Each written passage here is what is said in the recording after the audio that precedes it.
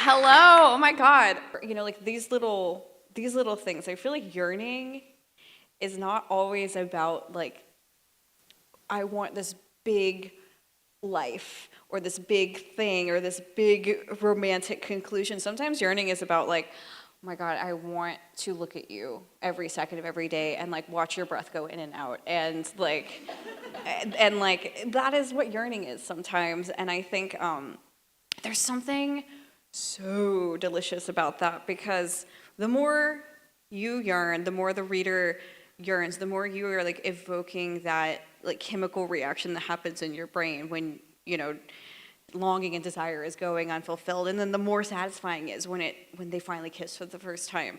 Like, I think it takes a lot of work as a romance writer to make the yearning feel earned, you know. And it really is about the small things, I think, even more than the big things. Like, I don't think that, like, I think, yeah, in some ways, you know, I don't think Alex yearns for Henry because he's like, I really want to be with a prince. I think, like, he yearns for Henry because he's like, oh man, like, this guy sends me the weirdest memes, you know?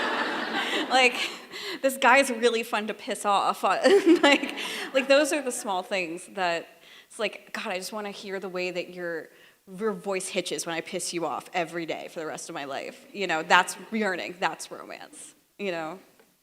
It's so different because, like, I didn't realize how spoiled I had gotten in book publishing because I have, like, one other person who has input on my manuscript for most of the editorial process. It's just me and my editor.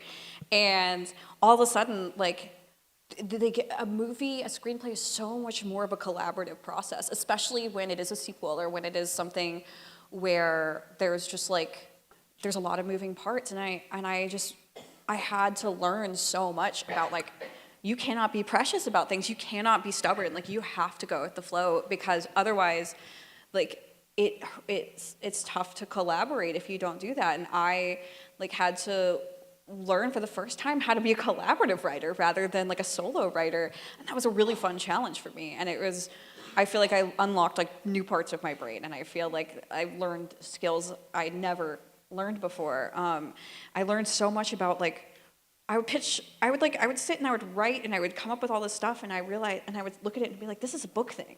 This is a thing that would take like one paragraph to get across in a book and like 10 minutes to get across in a movie. And 10 minutes are precious in a romantic comedy. And it's like, okay, Casey, like it's really cute that you want to do some like subtle character work here, but like, we don't have time. Like, you could do this in like one paragraph of introspection, save it for a book, you know? And so that was like a huge lesson I had to learn.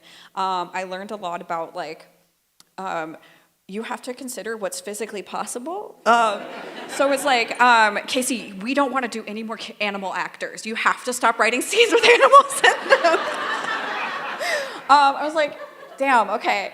Like I will never forget the day that Matthew Lopez texted me a photograph of a turkey. And I just wanted to reply like, I'm so sorry. Like I didn't think you guys were actually gonna have to do this. So yeah, that's kind of been a lot of what I've learned from the process. But yeah, I feel like I think it's safe to say our pencils are kind of down for now, and we'll see what comes next as far as like moving forward. But I'm not at liberty to say much more than that.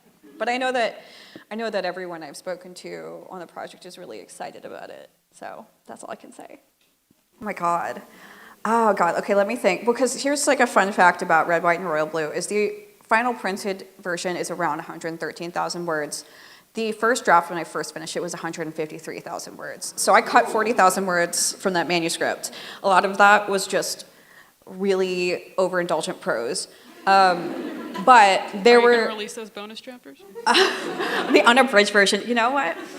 There is one thing that I had to cut that I thought was really funny and really fun, which was Henry and his siblings were going to had to like record a commercial for the Olympics. And it was just like them talking to camera, and like, it's like, and I had this whole section where it was like Alex in his text to Henry just like absolutely roasting him. and making fun of them, and then Alex in his group chat with like June and Nora being like, I can't stop watching this. I've watched it 25 times in a row. So yeah, that was like I wish I could have kept that, but it was just like one of those things that like it was not plot. It was just fun, and so I had to cut it. But maybe one day I will publish like a novella of just like things that are not plot, but I think that people might like.